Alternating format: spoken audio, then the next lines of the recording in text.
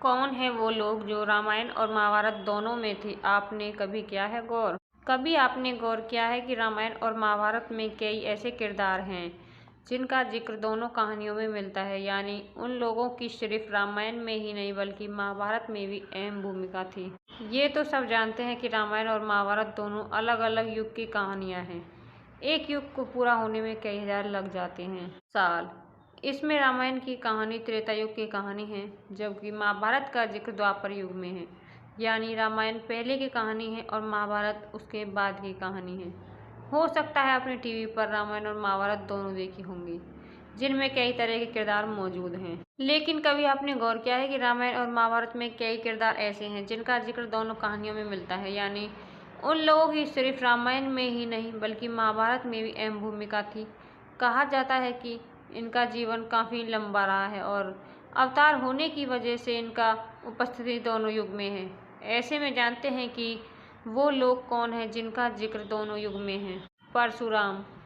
आपने रामायण देखी होगी तो आपने देखा होगा सीता स्वयंवर के वक्त जब भगवान राम से धनुष टूट जाता है तो परशुराम वहाँ आते हैं। इसके बाद अपना सुदर्शन भी राम जी को दे देते हैं। इसके बाद महाभारत में भी परशुराम जी का कई जगह जिक्र है। महाभारत में कर्ण को भी शिक्षा परशुराम जी ने ही दी थी। ऐसे में कहा जा सकता है कि परशुराम जी रामायण और महाभारत दोनों में थे। हनुमान जी। ये तो सभी जानते हैं कि रामायण में हनुमान जी की कितनी भूमिका है। उन्होंने राम और रावण के युद्ध में अहम भूमिका निभाई थी और उन्हें राम भक्त के तौर पर जाना जाता है। इसके बाद महाभारत में भी हनुमान का जिक्र है। महाभारत में भी पांडव पुत्र भीम और हनुमान के बीच बातचीत दिखाई गई थी। महर्षि दुर्वासा। दुर्वासा ऋषि भी उन लोगों में से एक हैं जो रामायण और महाभारत दोनों के वक्त दिखाई दिए थे। रामायण में दुर्वासा ऋषि और दशरथ के बीच बातचीत कई बार दिखाई गई है।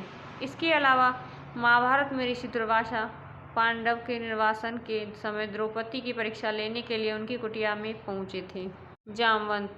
आपने रामायण में जामवंत की भूमिका तो देखी होगी, कैसे उन्होंने सीता जी को ढूंढने और रावण से युद्ध में भगवान राम की मदद की थी। लेकिन कहा जाता है कि जामवंत महाभारत के दौर में भी थे और उन्हें भगवान श्री कृष्ण से युद्ध भी किया था।